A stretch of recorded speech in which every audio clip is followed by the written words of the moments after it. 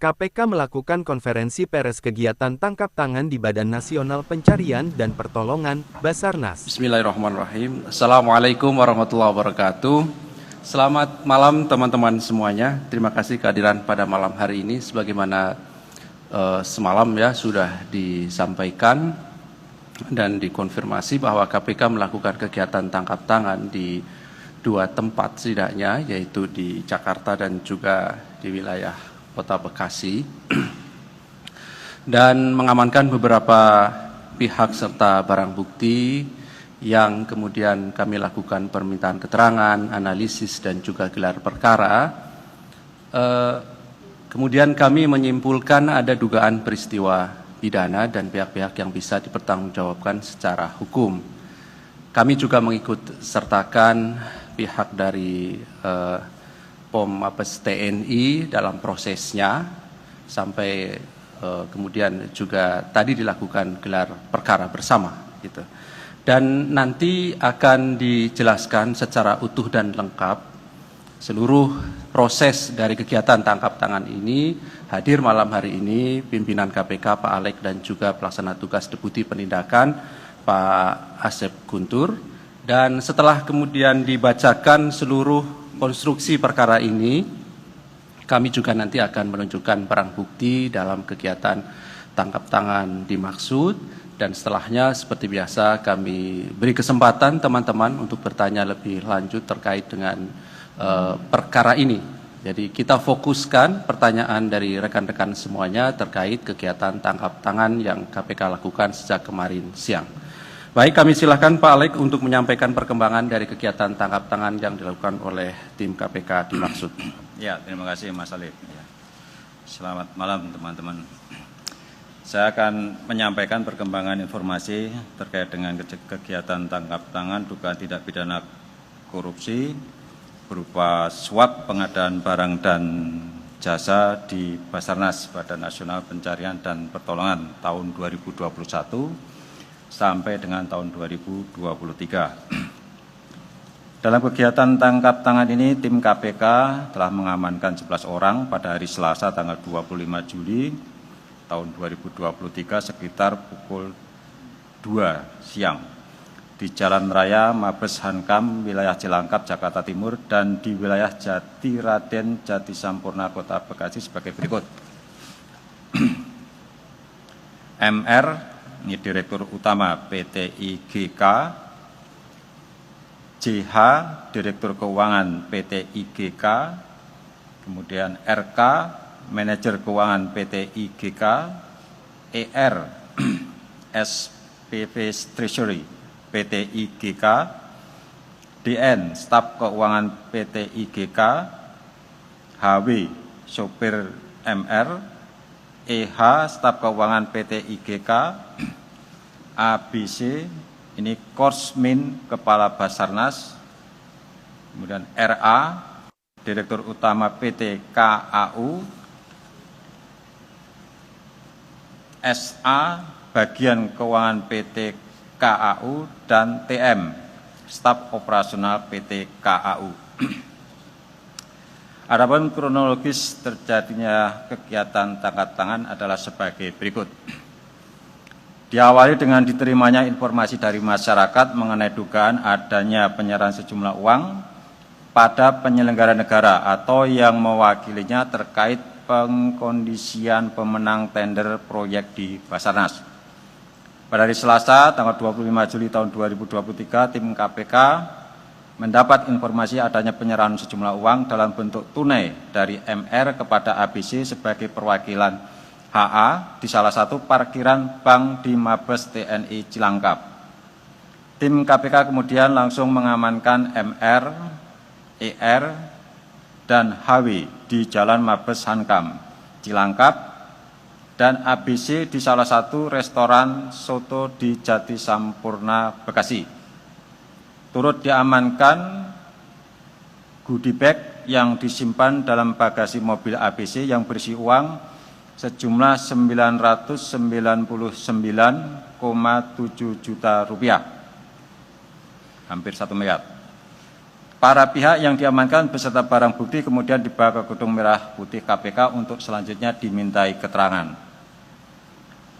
Atas dasar adanya laporan masyarakat ke KPK yang kemudian ditindaklanjuti dengan pengumpulan berbagai informasi dan bahan keterangan terkait dugaan tindak pidana korupsi dimaksud, berlanjut pada tahap penyelidikan sebagai langkah menemukan adanya peristiwa pidana, sehingga ditemukan adanya bukti permulaan yang cukup. KPK kemudian menaikkan status perkara ini ke tahap penyidikan dengan menetapkan dan mengumumkan tersangka sebagai berikut. Yang pertama, MG, Komisaris Utama PT MGCS. Kemudian yang kedua, MR, Direktur Utama PT IGK. Yang ketiga, RA, Direktur Utama PT KAU. Yang keempat, HA, Kabasarnas RI periode 2021 sampai dengan 2023. Dan yang kelima, ABC, Korsmin Kabasarnas RI. Adapun konstruksi perkara diduga telah terjadi. Semenjak tahun 2021, Basarnas melaksanakan beberapa tender proyek pekerjaan yang diumumkan melalui layanan LPSE Basarnas yang dapat diakses oleh umum. Pada tahun 2023, Basarnas kembali membuka tender proyek pekerjaan diantaranya sebagai berikut. Pengadaan peralatan pendeteksi korban reruntuhan dengan nilai kontrak 9,9 miliar. Kemudian pengadaan public safety diving equipment dengan nilai kontrak 17,4 miliar. Dan pengadaan ROV untuk KN SAR Ganesha, ini proyek multi-years 2023 sampai 2024 dengan nilai kontrak 89,9 miliar. Selanjutnya agar dapat dimenangkan dalam 3 proyek tersebut, MG, MR, dan RA melakukan pendekatan secara pribadi dengan menemui langsung HA selaku Kepala Basarnas dan ABC selaku Korsmin Kepala Basarnas merangkap asisten sekaligus orang kepercayaan HA. Dalam pertemuan ini diduga terjadi kesepakatan atau deal terkait pemberian sejumlah uang berupa fee sebesar 10% dari nilai kontrak. Penentuan besaran fee dimaksud diduga ditentukan langsung oleh HA. Adapun hasil pertemuan dan kesepakatan yang dicapai yaitu HA siap mengkondisikan dan menunjuk perusahaan MG dan MR sebagai pemenang tender untuk proyek pengadaan peralatan pendeteksi korban reruntuhan tahun anggaran 2023, sedangkan perusahaan RA menjadi pemenang tender untuk proyek pengadaan public safety diving equipment dan pengadaan ROV untuk KN SAR Ganesha proyek multi-years tahun 2023-2024. Mengenai desain dan pola pengkondisian pemenang tender di internal Basarnas sebagaimana perintah HA diantaranya sebagai berikut. MG, MR, dan RA melakukan kontak langsung dengan PPK Satker terkait. Kemudian nilai penawaran yang dimasukkan hampir semuanya mendekati nilai HPS, harga perkiraan sendiri. Kaitan teknis penyerahan uang dimaksud diistilahkan sebagai DAKO atau dana komando untuk HA ataupun melalui ABC sebagai berikut. Atas persetujuan MG selaku komisaris kemudian memerintahkan MR untuk menyiapkan dan menyerahkan uang sejumlah sekitar 999,7 juta rupiah atau hampir 1 miliar secara tunai di parkiran salah satu bank yang ada di Mabes TNI Cilangkap. Sedangkan RA menyerahkan uang sejumlah sekitar 4,1 miliar melalui aplikasi pengiriman setoran bank. Atas penyerahan sejumlah uang tersebut, perusahaan MG, MR, dan RA dinyatakan sebagai pemenang tender. Dari informasi dan data yang diperoleh tim KPK, diduga HA bersama dan melalui ABC mendapatkan nilai suap dari beberapa proyek di Basarnas tahun 2020 hingga 2023 sejumlah sekitar 88,3 miliar dari berbagai vendor pemenang proyek, dan hal ini akan didalami lebih lanjut oleh tim gabungan penyidik KPK bersama dengan tim penyidik Puspom Mabes TNI. Atas dasar kebutuhan penyidikan, tim penyidik menahan para tersangka untuk 20 hari pertama terhitung mulai hari ini tanggal 26 Juli 2023 sampai dengan tanggal 14 Agustus 2023 sebagai berikut. MR ditahan di rutan KPK pada Gedung Merah Putih. Kemudian RA ditahan di rutan KPK pada Kafling C1 Gedung ACLC. Sedangkan untuk tersangka MG, kami mengingatkan untuk kooperatif dan segera hadir ke Gedung Merah Putih KPK untuk mengikuti proses hukum dalam perkara ini. Sebagaimana ketentuan pasal 42 Undang-Undang KPK, Komisi Pemberantasan Korupsi berwenang mengkoordinasikan dan mengendalikan penyelidikan, penyidikan, dan penuntutan tindak pidana korupsi yang dilakukan bersama-sama oleh orang yang tunduk pada peradilan militer dan peradilan umum.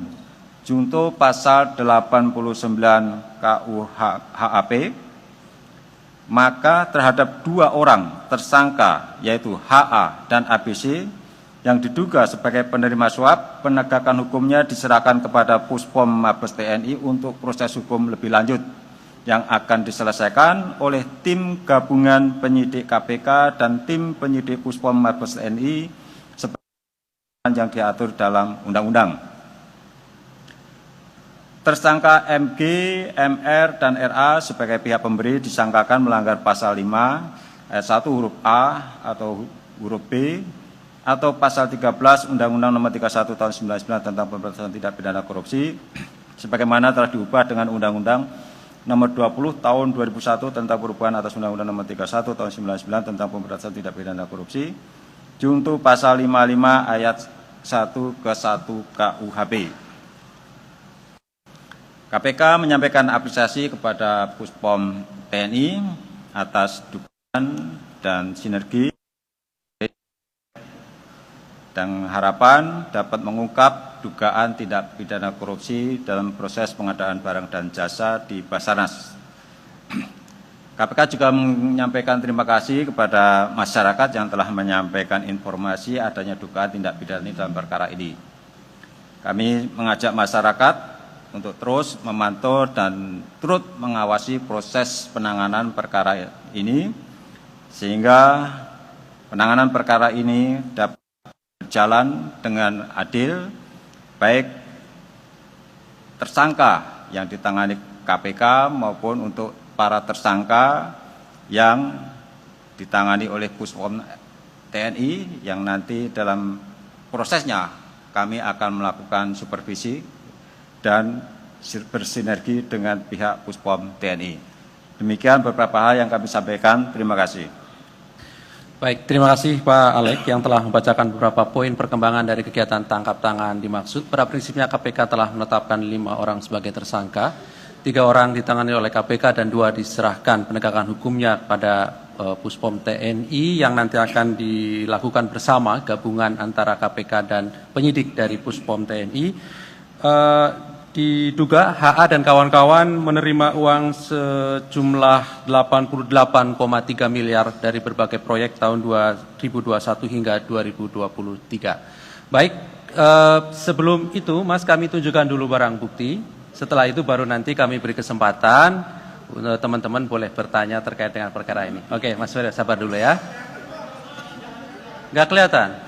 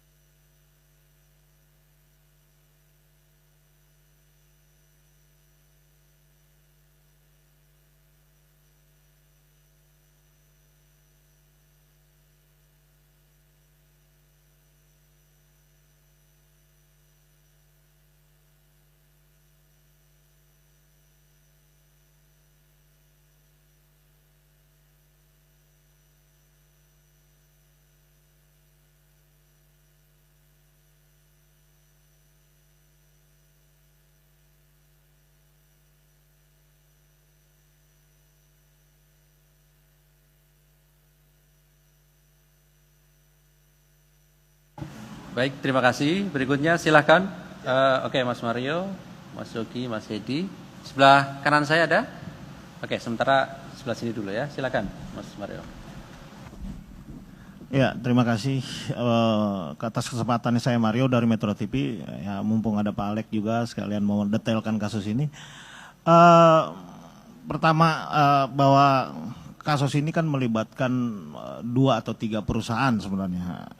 Yang kemudian secara rinci itu dari proyek itu yang mana saja pengadaan dan tahun berapa atau paketnya paket apa. Terus kedua, dengan adanya perbedaan di 2 peradilan, peradilan militer dan sipil, artinya memang jelas dengan berlatar belakang militer, saudara Henry Afandi ini ditangani oleh POM TNI. Nah, dari sekian kasus yang berkaitan dan bersinggungan dengan lembaga militer, di pucuk pimpinannya tuh selalu tidak pernah terjerat. Contoh, kasus Bakamla, hanya Ari Sudewo dan tidak Kak Bakamla. Kasus AW101 pengadaan helikopter, Kasaunya juga enggak. Bahkan 6 yang sudah ditetapkan jadi tersangka justru di SP3-kan oleh POM TNI. Nah, ini ada lagi nih, kasus berkaitan soal Basarnas. Dan Kabasarnasnya dijerat. Apakah KPK yakin bahwa proses pengenaan dari pucuk pimpinan lembaga Basarnas ini akan dijerat? Ini bukan sekali 2 kali kasus yang, apalagi kawan ini aktif dan tinggal dilantik atau dilantik lah. Nah, ini kayak gini, bagaimana strategi KPK, bagaimana pemantauan dan koordinasi supervisinya yang model gimana nih biar ini maksimal gitu loh. Ini enggak uang kecil, 88 miliar. Nah, selanjutnya ya mau saya tanyakan bahwa pengadaan, sebelumnya saya menanyakan ke Pak Alek soal terkait pemeriksaan sekretaris utama Basarnas Dadang Arkuni, itu yang sudah diperiksa sebanyak 4 kali. Itu belum disebutkan klunya dan apakah memang ada persinggungan juga dengan pucuk pimpinan Basarnas. Dan kita ketahui bahwa pengadaan-pengadaan di Basarnas yang berkaitan dengan perlengkapan atau infrastruktur atau prastruktur pertolongan kemanusiaan ini sangat besar biayanya. Dari deteksi alat, pengadaan alat bencana, bahkan alat angkut, helikopter Dolphin yang harganya hampir 1,5 triliun. Nah, ini kan bagaimana? Apakah ini menjadi pintu masuk KPK untuk mengembangkan kasus atau bahkan dikaitkan dengan penyelidikan sebelumnya tentang pemeriksaan sejumlah pejabat Basarnas dalam kasus ini? Nah, untuk biar nggak bolak-balik Mas Ali, sekalian kasus yang lain, Pak Alek izin. Kita fokuskan dulu aja. Mas. Oh, fokuskan dulu. Fokuskan dulu ya. Silakan yang lain. Oke, thank you. Itu dulu deh. Selamat malam Pak Alex, Pak Asep, Pak Ali. Saya Hedi dari Kumparan. Ini mau mempertanyakan yang soal tindak lanjut yang Kabasarnas ini. Saya tadi sempat lihat LHKPN-nya Kabasarnas. Ini dia punya pesawat terbang, harganya 650 juta kalau nggak salah. Nah, ini apakah juga akan jadi petunjuk KPK untuk didalami sumber daripada ya pesawat terbang itu gitu. Maksudnya dia diperoleh dari mana dan sebagainya. Apakah jangan-jangan berasal dari ternyata suap yang dilakukan ini. Itu yang pertama. Terus yang kedua, ini Kabasarnas ini kenapa tidak langsung ikut ditahan begitu? Karena tadi kayaknya dia sempat, yang bersangkutan kayaknya sempat ke kantor juga. Bahkan sempat teman-teman motret dia masuk kantor begitu. Terus yang ketiga, yang perusahaan yang ditetapkan tadi ini PT apa namanya?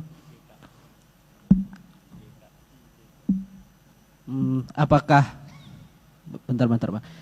PT IGK ini adalah perusahaan percetakan, benar perusahaan dia bergelut di percetakan atau tidak? Terus yang terakhir, ini mungkin tadi menyederhanakan pertanyaan dari Bang Mario.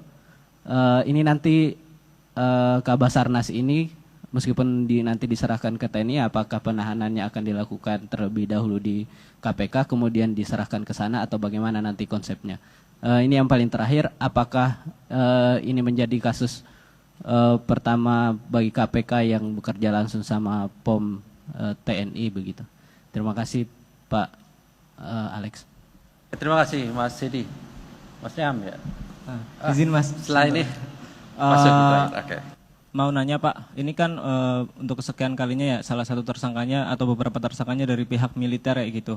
Nah, seberapa yakin sih KPK terhadap pihak POM TNI bahwa kasus ini tuh akan diusut sampai tuntas di sana kayak gitu ya? Karena kalau kita tahu yang kasus helikopter AW101 itu juga mandek itu kan SP3 gitu. Kemudian dan di persidangan saya mengikuti juga sekedar menghadirkan saksi dari pihak TNI aktif aja itu seperti sangat sulit ya gitu, dan bahkan nyampe hakimnya itu emosi ya gitu.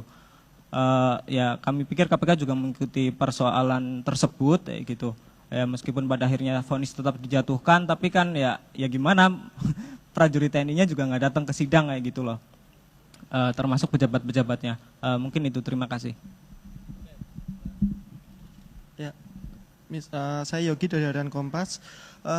Pak Alex, ini kan sudah menggunakan sistem elektronik gitu ya, lelang gitu ya. Tapi kenapa kok masih bisa bobol gitu? Kan berkali-kali bahwa KPK mengatakan bahwa ini bentuk pencegahan korupsi ada dengan sistem digital gitu. Nah, dengan digitalisasi. Nah, itu kemudian di sini tadi kan Afri itu bisa menentukan gitu ya.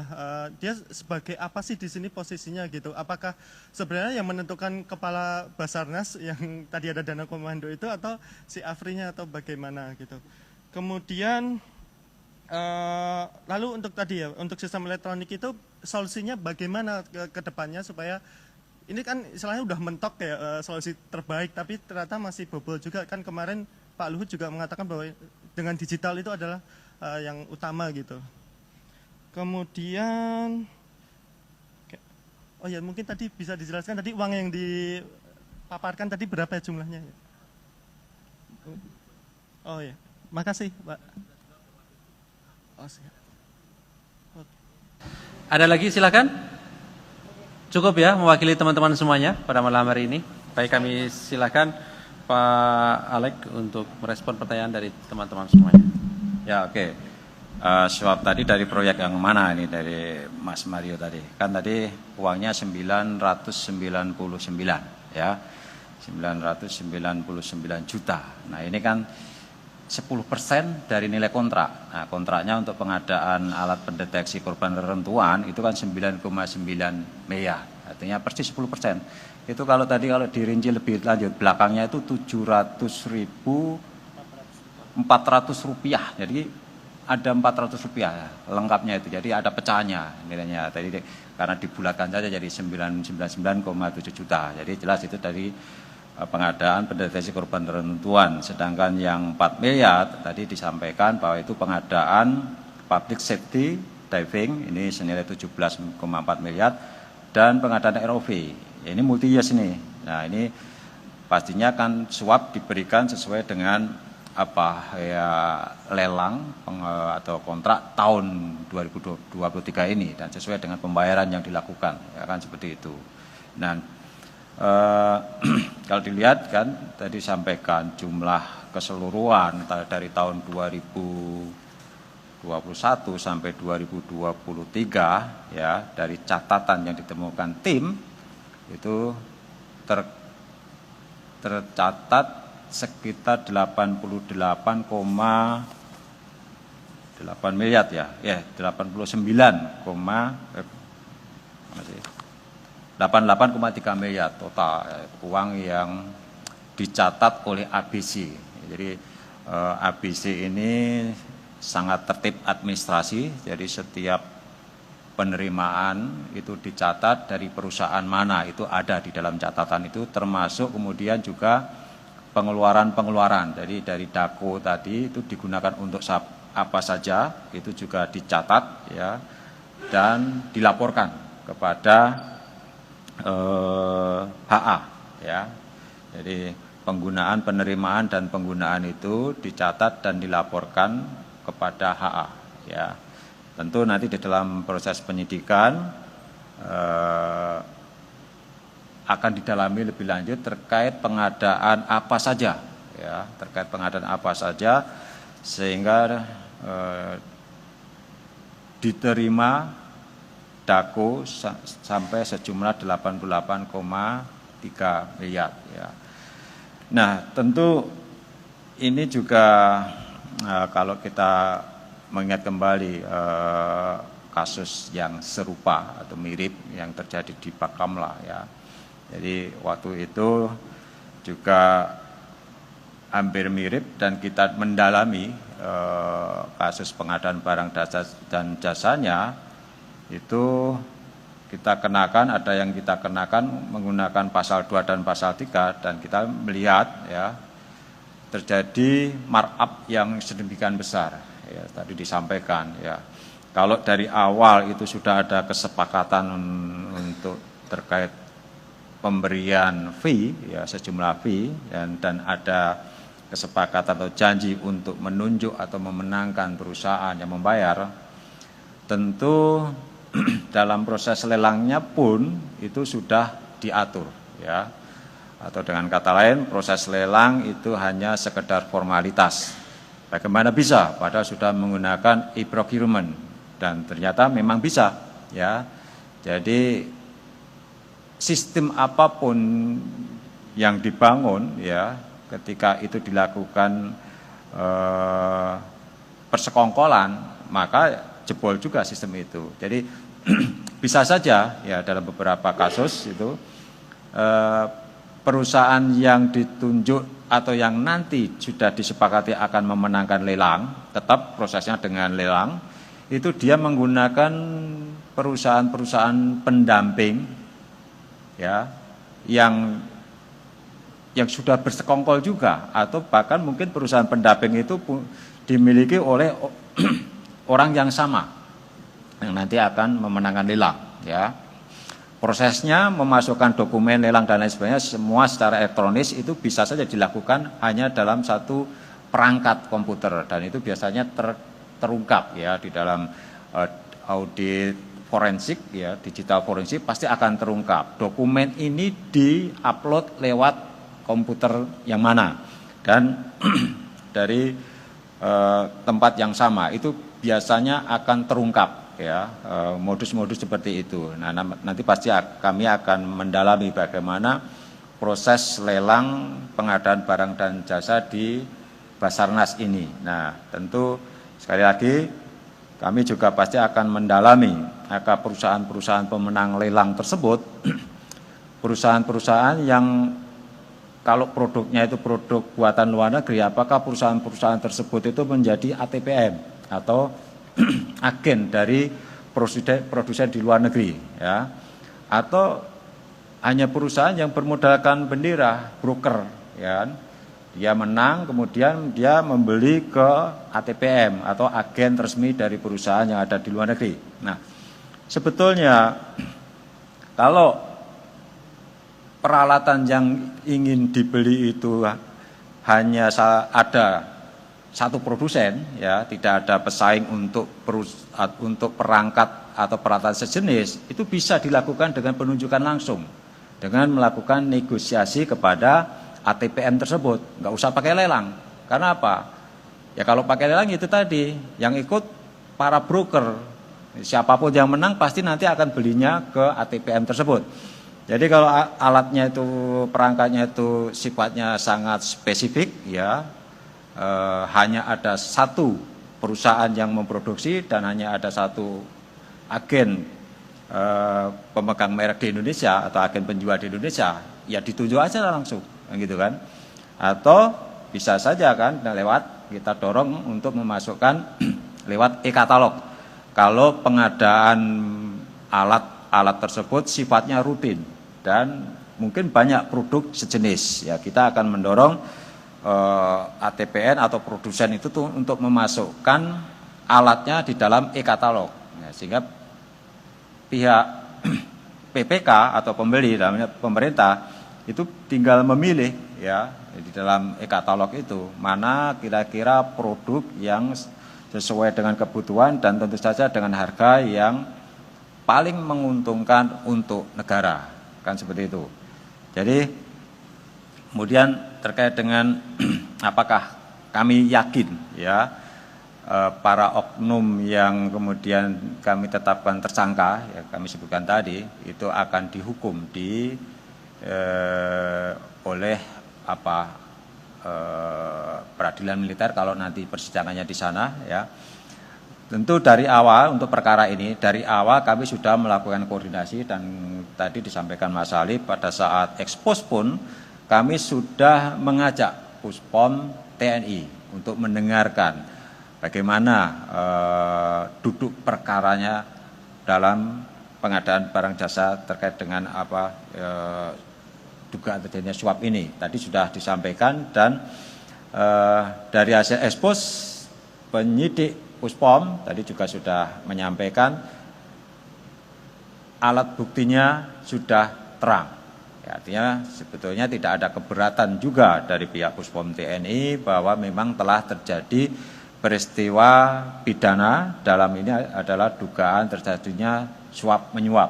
Jadi tadi kesimpulan tadi sudah kami sepakati dengan pihak Puspom TNI ya, termasuk kami akan menyebutkan nama dari oknum TNI itu sebagai tersangka ya, meskipun penahanannya tidak dilakukan KPK, tetapi kemudian kami koordinasi dengan Puspom TNI, nanti yang akan melakukan penahanan adalah Puspom TNI. Kami tentu saja berharap teman-teman ya Mas, termasuk teman-teman wartawan, masyarakat ikut memonitor tindak lanjut ini.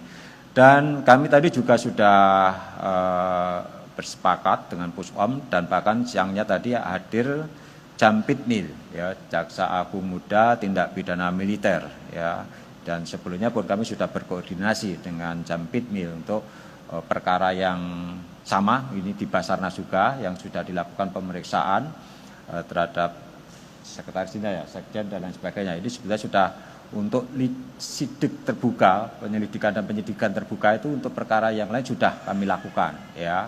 Sudah sprindiknya sudah terbit dan ya kebetulan ini kejadian suap menyuap ini adalah kelanjutannya sebetulnya, kelanjutan dari perkara yang sudah kami tingkatkan ke penyidikan untuk perkara di Basarnas juga, menyangkut pengadaan barang dan jasa juga. Kemudian apalagi tadi? Nah, terkait ketentuan peraturan perundang-undangan ya, kalau itu tunduk pada dua yurisdiksi ya, dua peradilan, dua kewenangan ya, sesuai dengan ketentuan seharusnya dibentuk tim koneksitas. Nah, tadi juga kami sudah bicarakan ya, kemungkinan dibentuk tim koneksitas ya, di mana di dalam surat perintah penyidikan itu ada penyidik dari KPK dan ada penyidik dari Puspom TNI. Ya.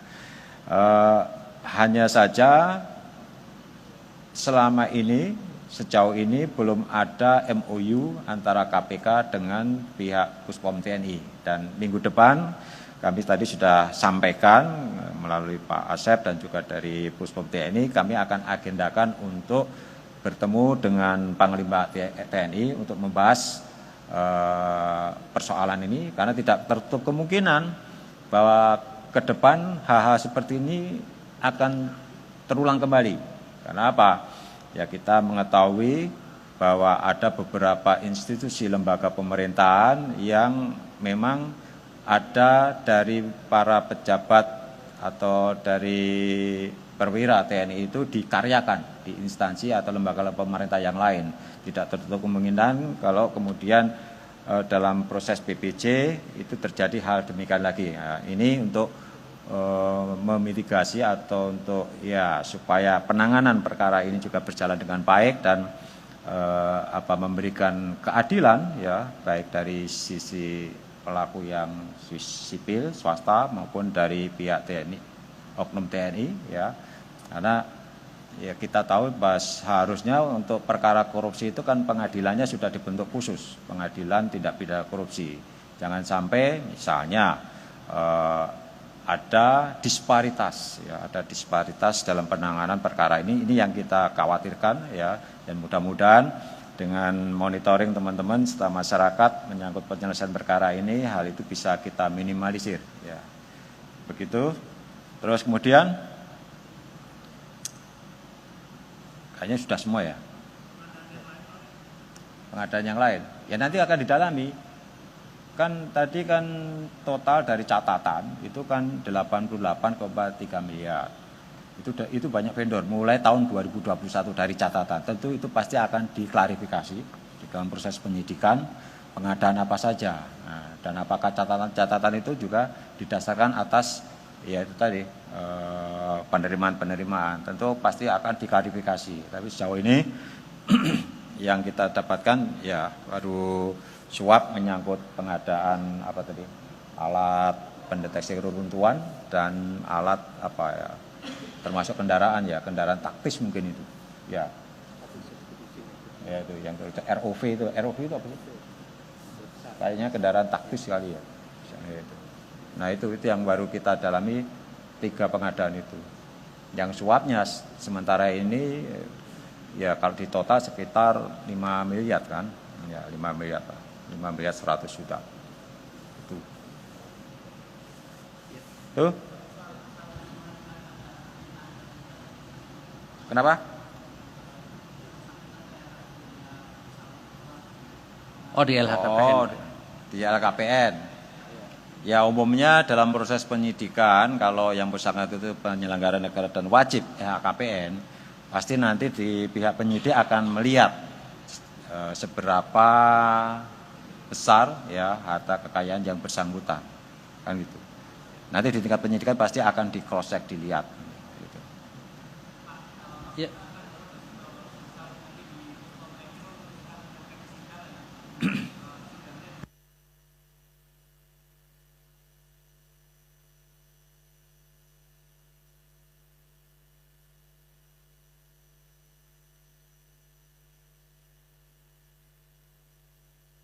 Persidangan.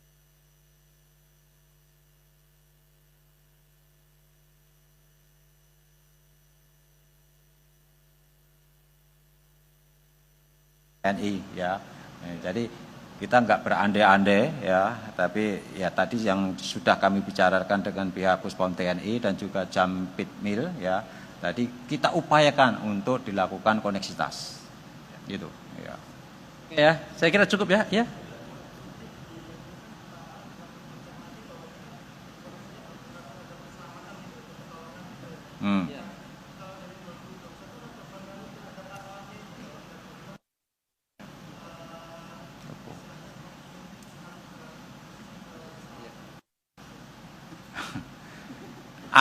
Apa saja saya juga nggak tahu. Apa yang diadakan saya nggak tahu saya itu. Alatnya itu bentuknya apa sih itu belum tahu. Ya. Tentu dalam proses penyidikan nanti akan dilihat apa sih bentuk alatnya dan berapa sih harga yang wajar kan seperti itu. Pasti dilihat. Saya tadi sampaikan bahwa ketika proses pengadaannya tidak benar, umumnya ya itu juga terjadi markup harga. Ya. Tinggal kita lihat. Apakah perusahaan-perusahaan yang selama ini memenangkan lelang itu adalah perusahaan yang capable atau perusahaan-perusahaan yang memiliki kapasitas kemampuan untuk mengadakan alat itu atau sekedar ya perusahaan sebagai broker saja kan gitu. Kan tentu beda ya. Kalau dia broker ya pasti akan tinggi markupnya atau ya karena dia harus membeli ke perusahaan yang lain kan. Belum tentu. Saya sampaikan tadi kan, kalau hanya ada satu penyedia, ya mestinya sih nggak usah pakai lelang. Nah, tunjuk saja. Kalau dilelang, nanti yang ikut lelang itu para broker tadi itu. Yang nanti ketika ditunjuk sebagai pemenang, dia akan membeli ke ya pemilik barang, memegang akta agenan tadi itu. Belum tentu jelek barangnya sih bagus. Gitu. Cuma harganya apakah wajar atau tidak. Gitu. Kalau pemerintah bisa langsung membeli ke agen kan pasti lebih murah harganya daripada misalnya lewat perantara dan lain sebagainya. Saya kira itu ya. Oke, Baik, terima kasih Pak Alex, terima kasih teman-teman semuanya kehadiran pada malam hari ini. Saya kira cukup. Kami akhiri. Assalamualaikum warahmatullahi wabarakatuh.